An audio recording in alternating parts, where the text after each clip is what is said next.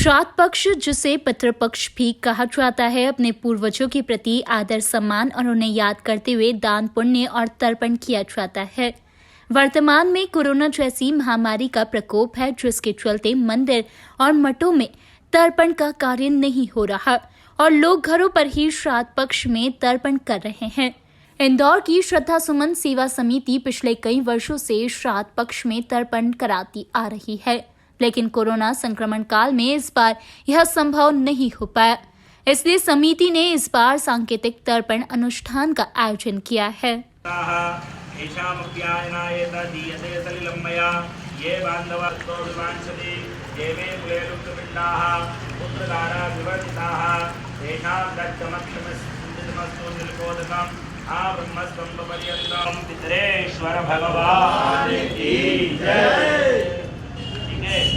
अब अगली क्रिया में वस्त्र निष्पीड़न की प्रक्रिया है। हम चले गए तो ऐसे पितरों का तर्पण हमको परात के बाहर अंजलि भरेंगे, उल्टे हाथ की ओर बाहर निकालेंगे और सीधे हाथ के अंगूठे से 2 बूंद पानी पृथ्वी पे गिराएंगे। ठीक है, आपका उल्टा इधर है तो अंजलि भर के बाहर और 2 बूंद सीधे हाथ के अंगूठे से जहाँ से पितरों को दे रहे थे पृथ्वी पे छोड़ेंगे। भरी अंजलि। ओम जय के चास्मत कुले जाता अबुलम वस्त्र निष्पीडनोदकम। समिति द्वारा अपने सदस्यों के लिए ऑनलाइन तर्पण अनुष्ठान की व्यवस्था भी की है। प्रतिदिन दोपहर 12 बजे सोशल मीडिया के माध्यम से घर बैठे तर्पण कराया जा रहा है। यह ऑनलाइन तर्पण पंडित पवन तिवारी के मार्गदर्शन में किया जा रहा है और इस ऑनलाइन तर्पण अनुष्ठान में 200 से ज्यादा साधक अपने पूर्वजों का तर्पण कर रहे हैं।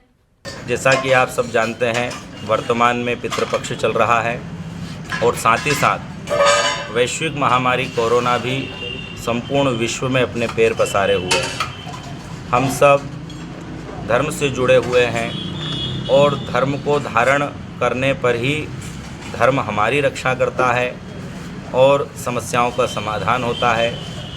तो हमारे मन में भाव जागा कि पितृपक्ष चल रहा है तो क्यों ना हम सब मिलकर के पितरों के निमित्त तर्पण करें, उनकी आराधना करें, ताकि इस वैश्विक महामारी कोरोना से जल्दी संपूर्ण विश्व को मुक्ति मिले। यद्यपि हम ये जो तर्पण अनुष्ठान करते हैं हमारी समिति के द्वारा, उसमें सैकड़ों की तादाद में प्रतिवर्ष लोग आते रहे हैं, लेकिन इस वर्ष हमने सामूहिक रूप से जो निःशुल्क तर्पण श्रद्धा सेवा सुमन समिति के द्वारा किया जाता रहा है वो स्थगित कर दिया, नहीं किया।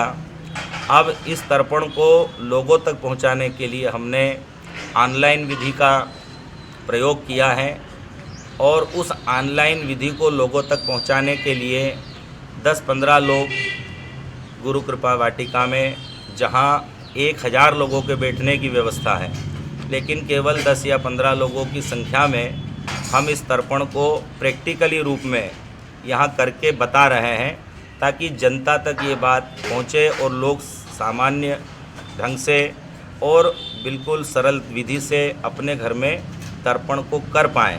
इंदौर के एड्रम रोड स्थित गुरु कृपा वाटिका में अपने 25 साधकों के साथ पंडित पवन तिवारी इस अनुष्ठान को करवा रहे हैं।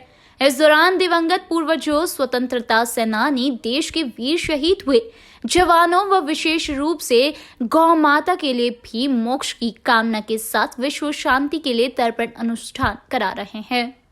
तो सोशल डिस्टेंसिंग जैसे कि आपने वीडियो में देखी, उसका पालन करते हुए सरकार ने जो नियम बताए हैं, सैनिटाइज़र होना चाहिए, मास्क होना चाहिए, उन सब चीज़ों का विशेष ध्यान रखते हुए, और चूँकि आने वाले जो हमारे यहाँ पर पितृभक्त हैं उनकी हिस्ट्री भी हमने निकाली है कि उनके परिवार में या उनके संपर्क में कोई कोरोना से संक्रमित तो नहीं हुआ है।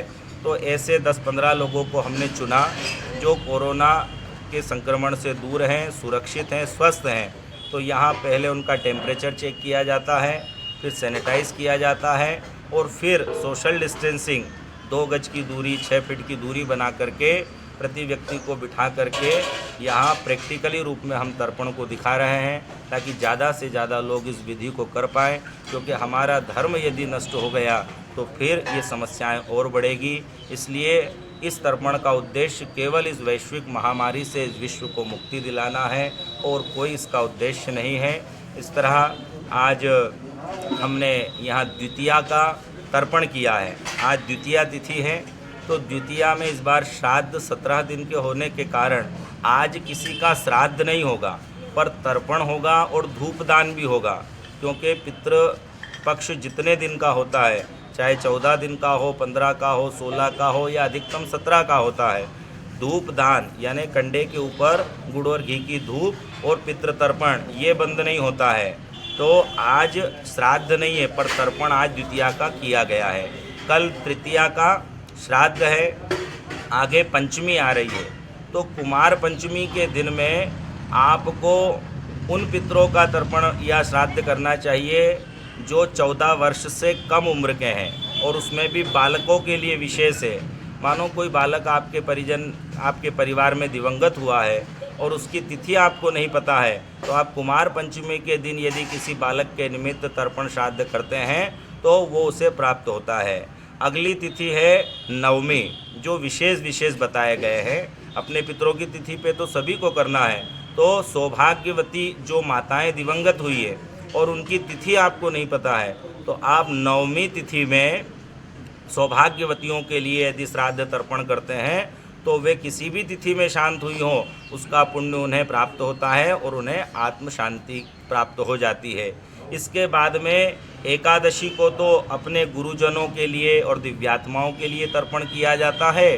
द्वादशी तिथि में सन्यासियों के लिए तर्पण का विशेष महत्व है, और चतुर्दशी तिथि जिसे हम 14 के रूप में जानते हैं, जो अमावस्या से एक दिन पहले आती है, उसमें दुर्घटना में जो पितृ परम पद को प्राप्त किए हुए हैं, मतलब जिनकी दुर्घटना में मृत्यु हुई है, उनके लिए हमको चतुर्दशी तिथि में अनिवार्य रूप से तर्पण करना चाहिए, पिंडदान या श्राद्धादि करना चाहिए, और अमावस्या को ज्ञात अज्ञात समस्त पितरों के लिए श्रद्धा से तर्पण का कार्य और श्राद्ध का कार्य करना चाहिए। श्राद्ध पक्ष में वैसे तो कई कार्यक्रम हुआ करते थे, लेकिन कोरोना काल में वर्तमान परिस्थितियों को देखते हुए तर्पण अनुष्ठान के कार्यक्रम नहीं हो पा रहे।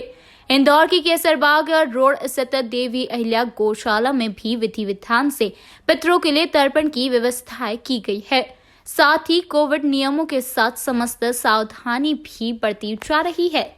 Bureau report, N news, Indore.